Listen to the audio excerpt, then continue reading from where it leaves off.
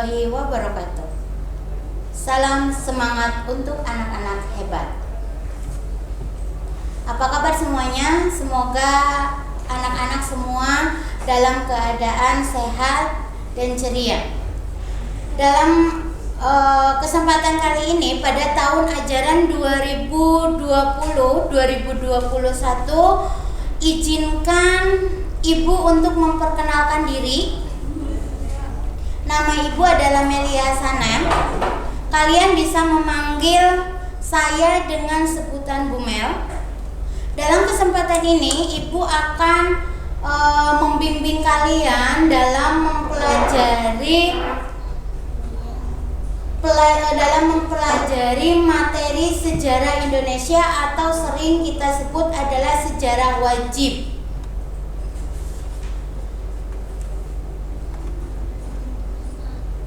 Ibu juga di sini sebelum mengulas materi sejarah Indonesia, ada beberapa hal yang akan Ibu sampaikan berkaitan dengan PJJ. Yang pertama yang Ibu akan sampaikan yaitu mengenai KKM. KKM, mata pelajaran sejarah Indonesia, adalah 80. Untuk mencapainya, kalian harus disiplin dalam mengikuti PJJ, pembelajaran jarak jauh. Terkait yang kedua, yaitu dengan tata tertib pembelajaran jarak jauh atau PJJ. Yang pertama adalah kita akan menggunakan Google Classroom. Di dalam Google Classroom, Ibu akan meng-share beberapa materi dan tugas-tugas yang harus kalian kerjakan dengan tepat waktu. Tak lupa juga dalam komunikasi secara langsung yang akan kita lakukan, yaitu kita masih menggunakan komunikasi virtual dengan menggunakan aplikasi Zoom.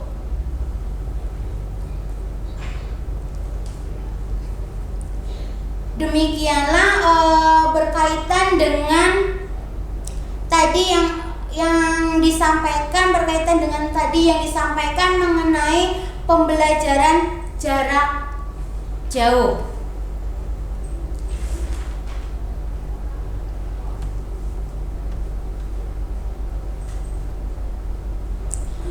Untuk materi pada kesempatan hari ini, kita akan mengulas atau mempelajari mengenai konsep dasar sejarah atau memahami konsep dasar sejarah.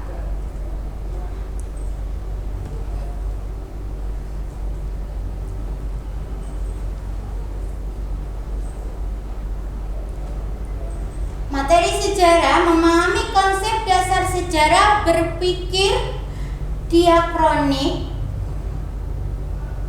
sinkronik, kronologi,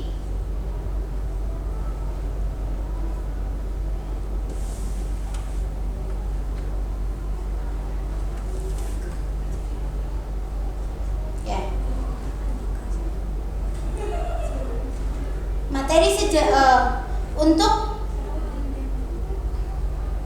Untuk kesempatan kali ini kita akan mengulas mengenai materi sejarah tentang memahami konsep dasar sejarah, berpikir kronologi, diakronik, dan sinkronik.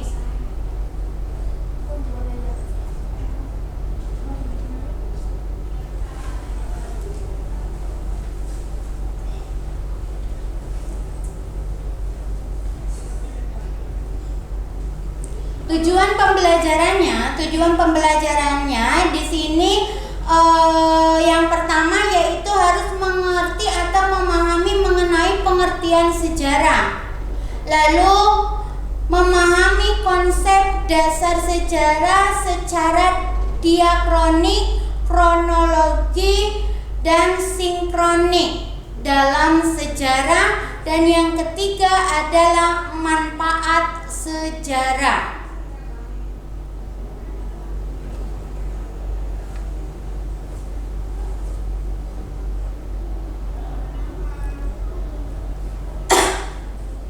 Pengertian sejarah.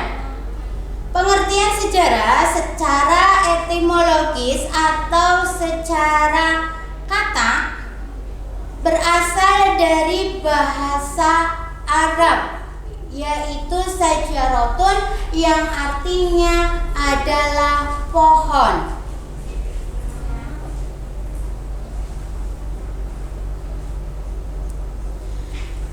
Lalu berdasarkan bahasa Inggris, sejarah adalah story, masa lampau. Lalu yang berikutnya berdasarkan bahasa atau berasal dari bahasa Yunani, yaitu historia.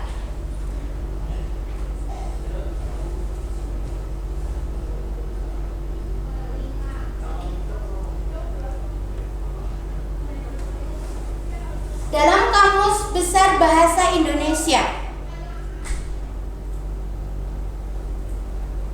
sejarah didefinisikan sebagai atau tentang asal-usul, lalu ada silsilah dan keturunan. Yang kedua adalah definisi yang kedua, yaitu kejadian atau peristiwa yang benar-benar terjadi pada masa lampau. Dan yang berikutnya, yang ketiga adalah pengetahuan atau uraian tentang kejadian atau peristiwa yang benar-benar terjadi pada masa tertentu.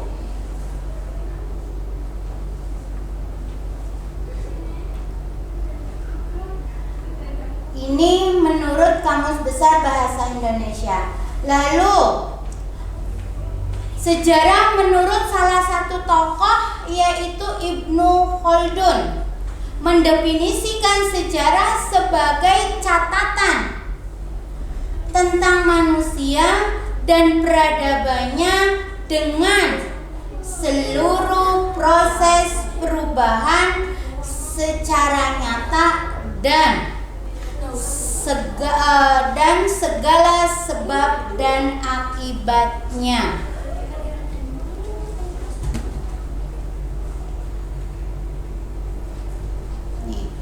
Jadi dapat disimpulkan, pengertian sejarah adalah ilmu pengetahuan yang mempelajari berbagai peristiwa atau kejadian penting yang terjadi dalam kehidupan manusia pada masa lampau.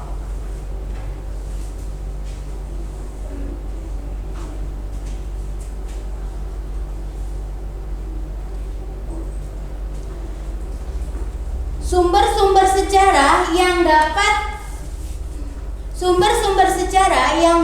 dijadikan sebagai bukti sejarah misalnya adalah atau contohnya prasasti, lalu juga piagam, kitab-kitab atau dokumen-dokumen, ya. Lalu juga bisa berupa kaset.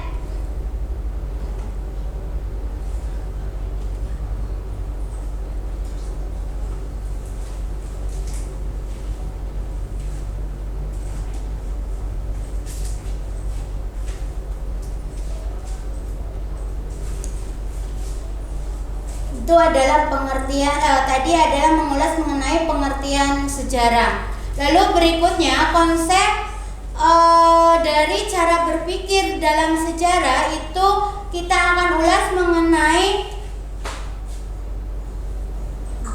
sinkronis. Sinkronis. Kata sinkronis atau secara etimologis, kronis berasal dari bahasa Yunani yaitu sin dan kronos. Sin itu dengan, kronos itu waktu. Jadi sinkronis yaitu sejarah yang berhubungan dengan waktu.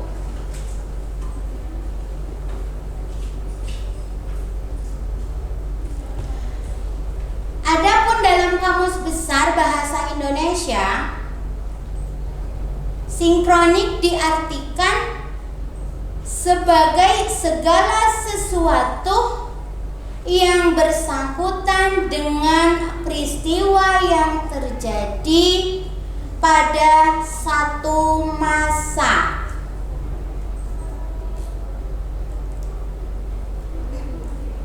Sedangkan kajian sejarah secara sinkronik artinya mempelajari peristiwa sejarah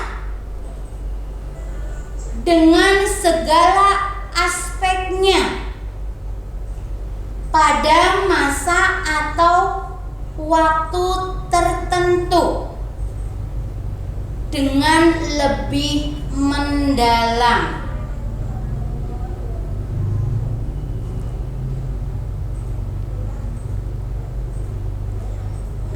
Akan lebih jelasnya, akan lebih lengkapnya dan jelas dapat dikatakan bahwa konsep sinkronik dalam sejarah adalah bagaimana mempelajari sejarah atau mengkaji sejarah, pola-pola, gejala, dan karakter sebuah peristiwa sejarah pada masa tertentu.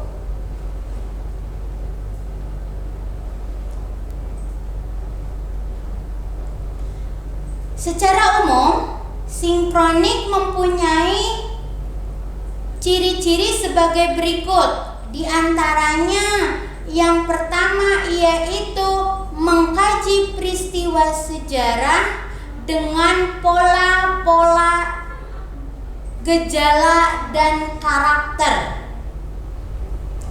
Yang kedua, menitik beratkan kajian peristiwa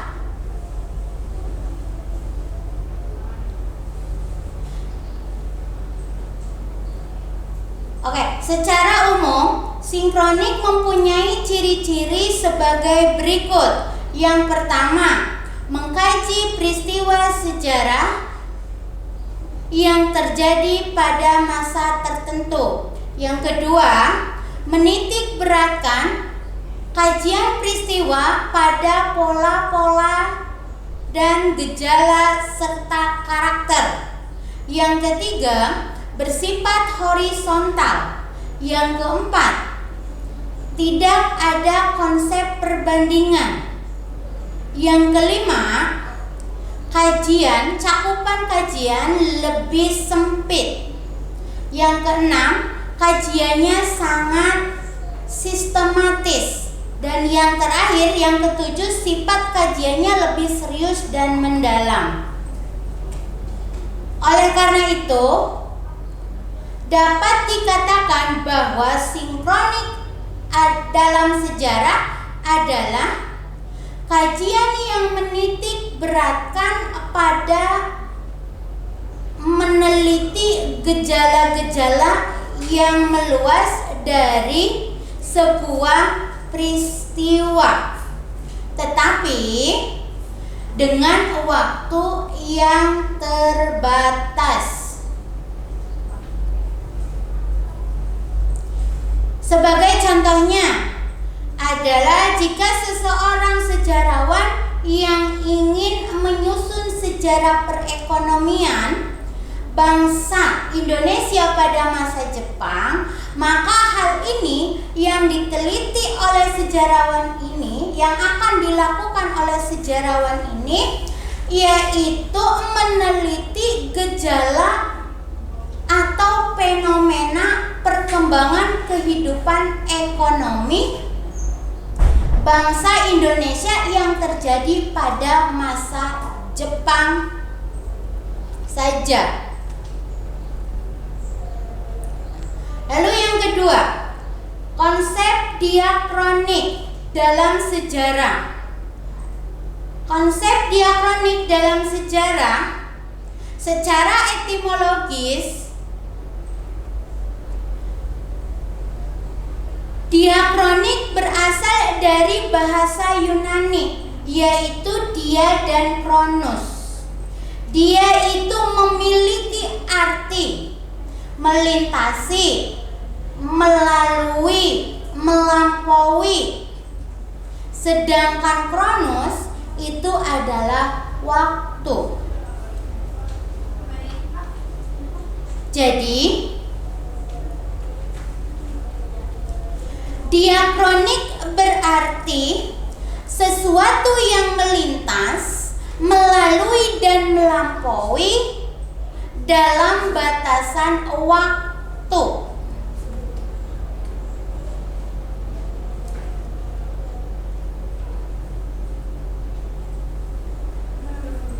Jika dikaitkan dengan sejarah, berarti sesuatu yang melintas, melalui atau melampaui tersebut adalah peristiwa atau kejadian. Peristiwa atau kejadian.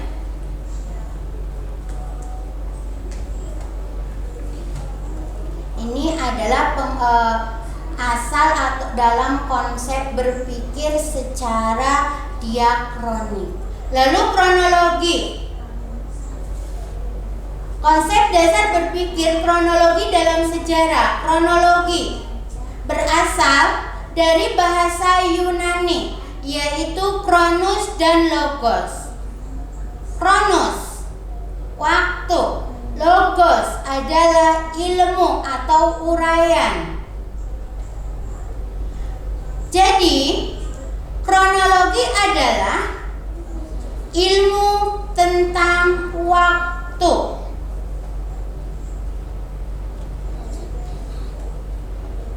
Yang memang di dalamnya mengalami perkembangan, yang kemudian menjadi ilmu bantu sejarah.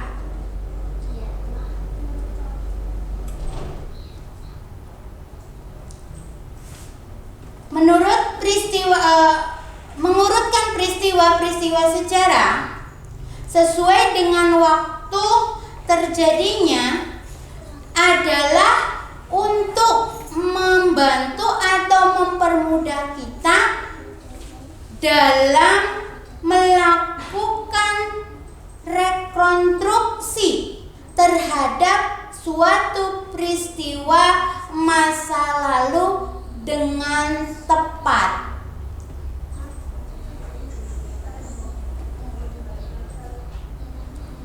Selain itu, kronologi juga membantu kita agar dengan mudah dapat membandingkan peristiwa sejarah yang terjadi di suatu tempat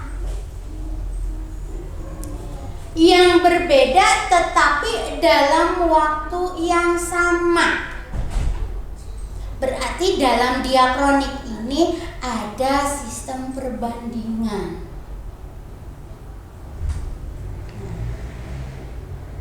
Selain mengenal yang namanya istilah kronologi, ternyata dalam sejarah juga mengenal istilah yang namanya periodisasi.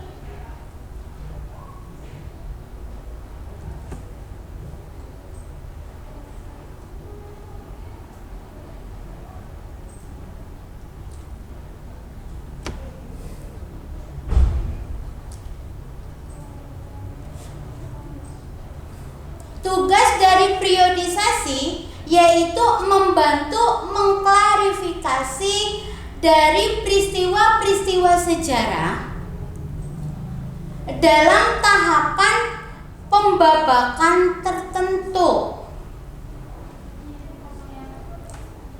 Periodisasi dalam sejarah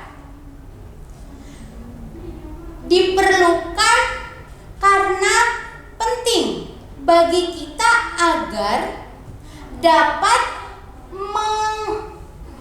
mengadakan tinjauan, ya. Diperlukan periodisasi dalam sejarah diperlukan karena penting agar kita dapat mengadakan tinjauan secara menyeluruh terhadap peristiwa-peristiwa yang terjadi dan saling keterhubungannya dalam berbagai aspek.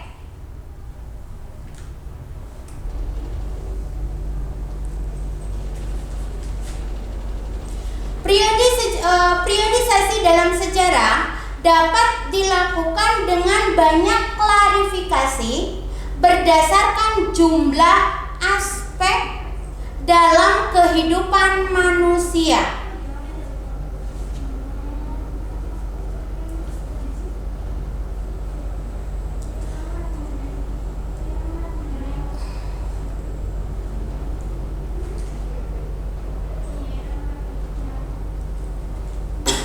Seperti aspek-aspek yang banyak berhubungan dengan manusia, diantaranya seperti perkembangan sistem politik, lalu sistem pemerintahan, kepercayaan atau agama, sosial, budaya, ekonomi. Lalu dalam periodisasi juga dapat dicontohkan. Contoh berikut ini adalah periodisasi yang dibuat berdasarkan sistem mata pencaharian dalam sejarah Indonesia. Dalam sejarah Indonesia, mata pencahariannya pada masa awal kehidupan manusia purba itu ada masa berburu dan mengumpulkan makanan. Lalu berikutnya ada masa bercocok tanam. Berikutnya yang ketiga yaitu masa bercocok tanam tingkat lanjut sampai dengan masa perundagian. Inilah contoh periodisasi atau pembabakan mengenai mata pencaharian sejarah Indonesia. Sejarah masyarakat Indonesia.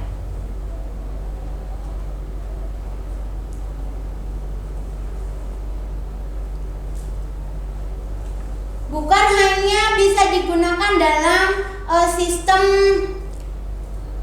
pembabakan masa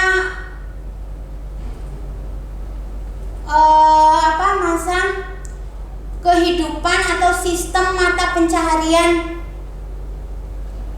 sejarah Indonesia saja, tetapi di sini juga periodisasi juga banyak digunakan untuk memperoleh gambaran tentang keadaan masyarakat, baik sistem politik, ekonomi, agama, dan kepercayaan lainnya. Di sini saya contohkan, misalkan periodisasi suatu kerajaan, maka akan ada pembabakan berdasarkan urutan dinasti, seperti yang terdapat pada sejarah bangsa di Asia, yaitu dinasti yang pernah memerintah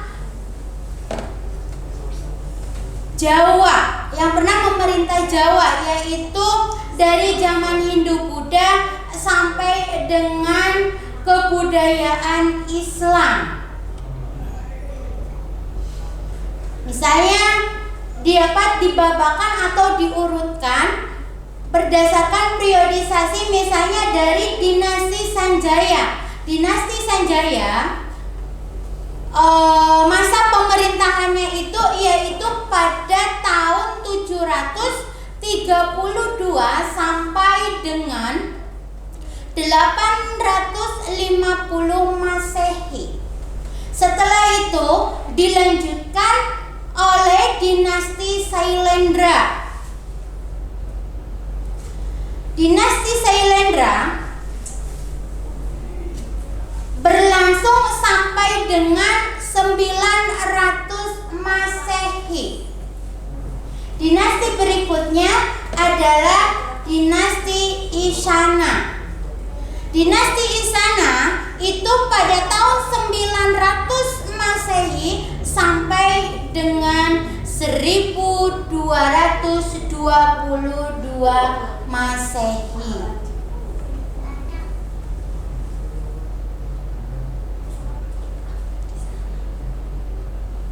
Dinasti Giryandra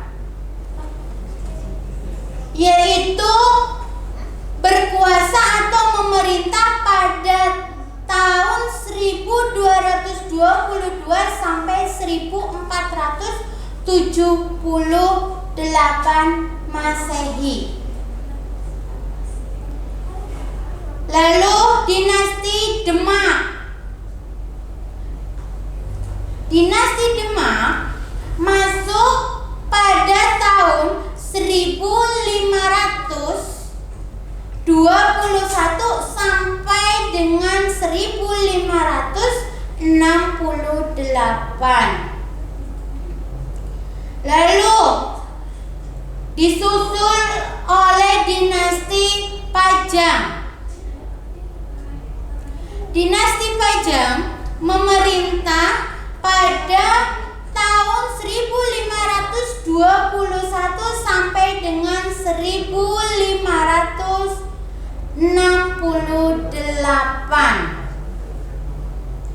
Mohon maaf, dinasti Pajang itu memerintah 1568 sampai dengan 1600 Masehi. Lalu berikutnya adalah dinasti Mataram, yaitu 1600 sampai dengan 1775.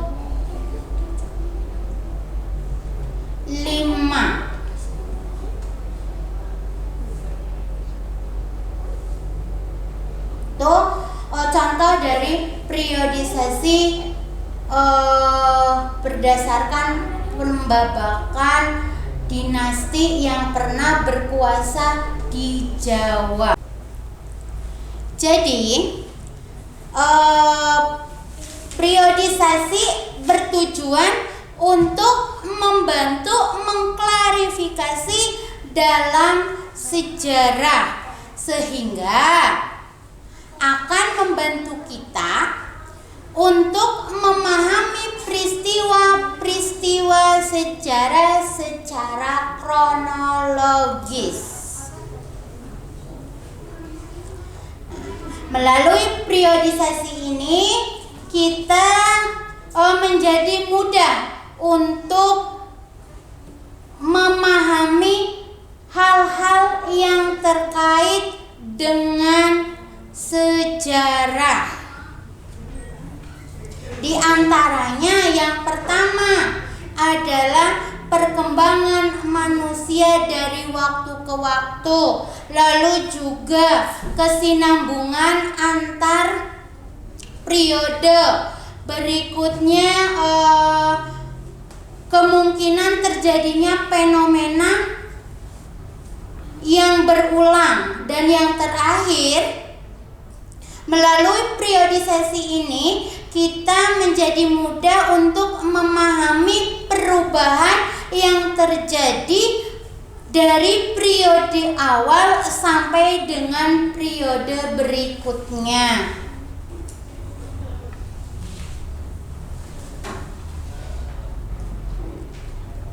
Dalam sejarah kita juga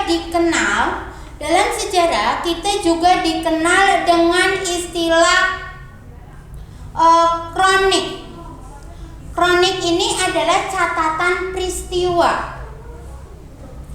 Catatan peristiwa pada masa lampau yang dibuat atau ditulis oleh para pendeta, para musyafir, para pujangga dalam kronik.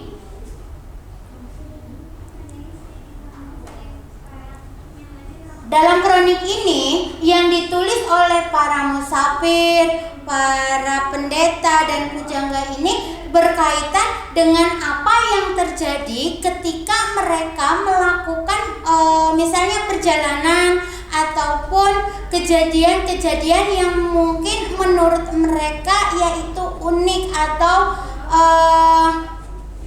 menarik untuk ditulis. Contohnya kronik yang ditulis oleh para musafir ini misalnya pada waktu atau pada masa kebanyakan itu pada masa kedatangan Cina ke Indonesia, lalu kedatangan India ke Indonesia atau ke Nusantara, kedatangan bangsa Arab ke Indonesia. Itu banyak sekali dilakukan penulisan oleh para pendeta maupun musafir ataupun pujangga.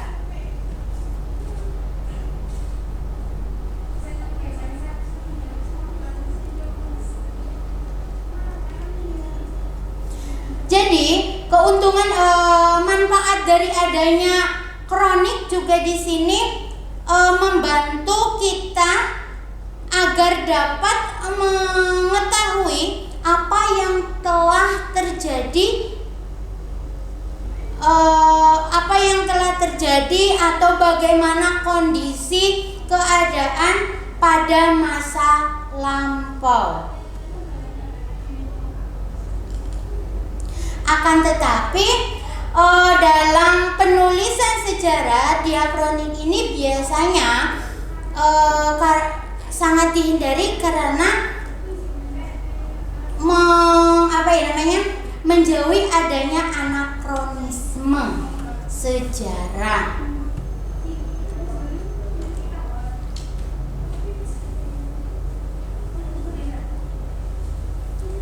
Tuh. Lalu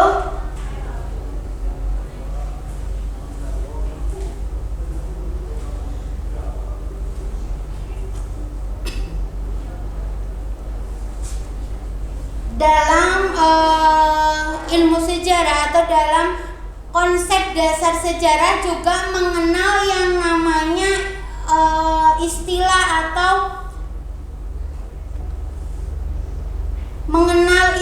atau unsur atau adanya unsur-unsur dalam sejarah.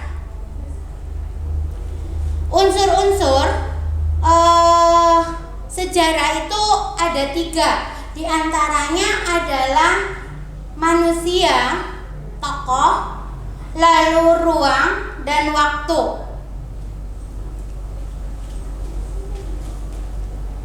Dalam konsep dasar sejarah, sejarah mengenal 3 unsur pokok. Di antaranya adalah yang pertama adalah manusia, yang kedua adalah ruang, dan yang ketiga adalah waktu.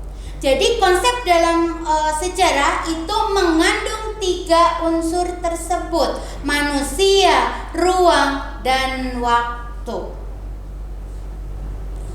Manusia, unsur manusia memiliki peran penting dalam sejarah karena manusia adalah pelaku sejarah atau sering kalau di kelas-kelas, kalau Bu Guru itu bilangnya adalah aktornya, aktrisnya yang melakukan sejarah, yang melakukan kejadian suatu peristiwa.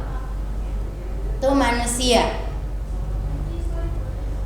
Lalu yang kedua adalah ruang. Yang kedua adalah ruang. Di dalam sejarah, ruang merupakan unsur penting yang harus ada. Karena ruang merupakan tempat terjadinya peristiwa sejarah yang berkaitan dengan aspek geografis. Ya. Lalu yang ketiga yaitu waktu.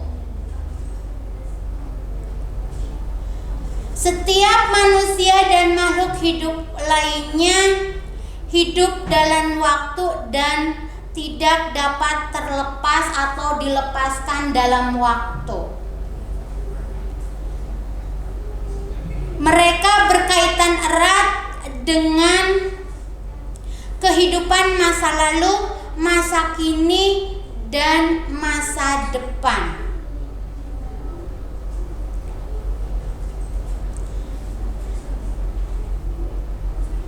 Mempelajari sejarah tidak hanya mempelajari sesuatu yang berhenti atau mati, ya, melainkan sesuatu yang terus bergerak sejalan dengan berjalannya waktu.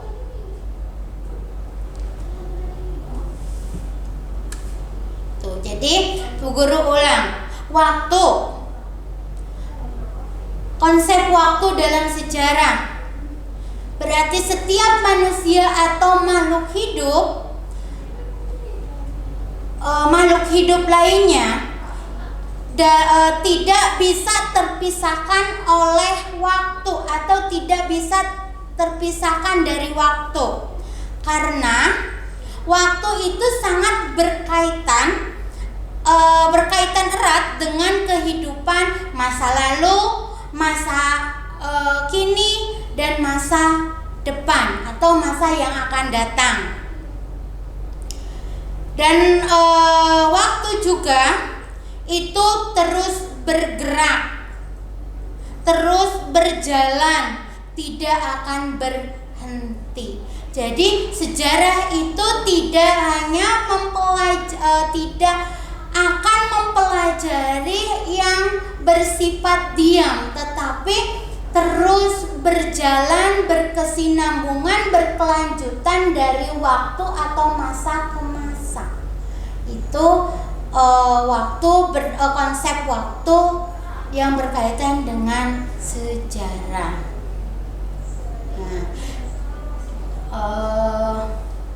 Jadi dapat kita simpulkan, dapat kita simpulkan bahwa sejarah berkaitan dengan masa lampau, yang artinya perjalanan sejarah adalah pembelajaran peristiwa masa lampau, belajar mengenai masa lampau. Lalu yang kedua, sejarah bersifat kronologis. Nah, yang artinya dalam penyusunan pembelajaran sejarah harus berdasarkan urutan waktu kejadian. Yang ketiga, peristiwa sejarah memiliki 3 unsur, yaitu manusia, ruang, dan waktu. Yang keempat,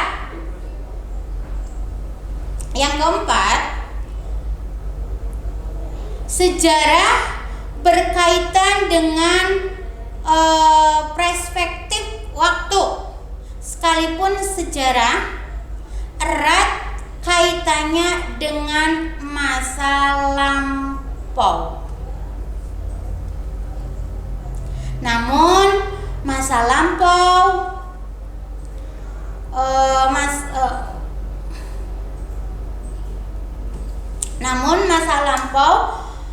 ini ditarik untuk melihat masa kini dan masa yang akan datang, yang artinya bahwa masa lampau dijadikan sebagai kaca atau sebagai kaca untuk melihat, sebagai kaca atau cermin untuk melihat kejadian masa lampau yang jangan sampai terulang pada masa yang akan datang.